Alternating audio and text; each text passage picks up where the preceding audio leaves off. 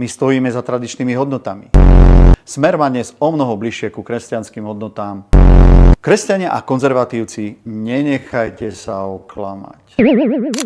Je absolútne absurdné, aby nás o konzervatívnych hodnotách poučoval obžalovaný poslanec Gašpar, keďže jedinou skutočnou hodnotou Smeru je zabezpečenie beztrestnosti pre vlastných ľudí.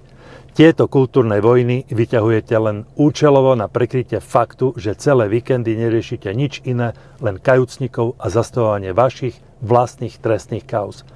Zatiaľ čo vy zachraňujete seba, ľuďom klesajú výplaty, ceny rastú a vaša vláda ťahá Slovensko priamo na grécku cestu ekonomického rozvratu.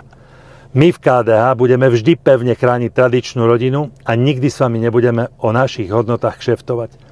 Slovensko dnes nepotrebuje vaše zástupné témy, ale poriadok, spravodlivosť a funkčné riešenia na záchranu peňaženiek ľudí.